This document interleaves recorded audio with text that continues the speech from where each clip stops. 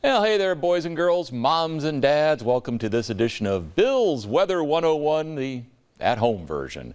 Again, you're all kind of shut in. You're hanging around the house, but you know what? It's a school day. Learning should be going on, and hopefully, moms and dads, you're able to help out as a lot of the online learning continues as well. So we're trying to bring you some weather lessons that you can do here. And you know what? We'll try and have a little fun along the way as well. But more importantly, this is science. So let's enjoy the science. So today's topic for Bill's Weather 101 at home, we're going to talk about the magic that is a warm front. One of the things that you often see on a weather map, they are one of the very basics that we have on there. They are attached to areas of low pressure. So that low pressure spins counterclockwise in our part of the world. So that means where the air is coming up out of the south, to the right of the low is where you will find that warm front. That's where the warm air is replacing the cool air that is in front of it. So you've got the cold air sitting here, the warm moist air sitting back here behind. So that warm air is in vacuum. By the way, those little semicircles that you see, those are called pips. And how I like to think about it is that warm air is like a hug from nature.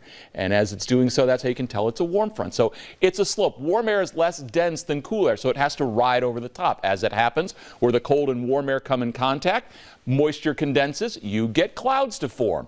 If the cold air, if the moisture is thick enough, now you begin to precipitate. In the cold season, that can be snow when you're further into the cold air, or as you are getting closer to the warm air, or in the spring or summer seasons, it's just rain. Now, when your air is shallow near the front, again, you're going in that slope up, well, essentially you brought the cloud down to the ground. What that is?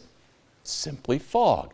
Now, what can also happen is, especially in the spring season, one of the things that we watch for, there can be a lot of shear very close to these warm fronts. When that happens, you are able to develop thunderstorms. So you get a convective cell going here, and since there's a lot of shear in place, you can get what are called elevated thunderstorms, where they're maybe just above the surface.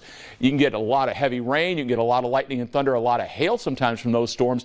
When they become surface-based is when you can get the severe winds and possibly tornadoes from these storms as well. If they're just aloft, what actually happens, that cold air acts as a little bit of a boundary. And what happens is the strong air strong winds ride right over the top of it. And so we get what are called, again, elevated thunderstorms with that. So that's the basics of how a warm front works. When you look at them on a weather map, again, they're the red lines with the little semicircles on them. And again, just think of those little semicircles as a warm hug from Mother Nature. So that's the basics of a warm front, kids. We will continue with our Bill's Weather 101 at-home versions for you, so we keep the learning going.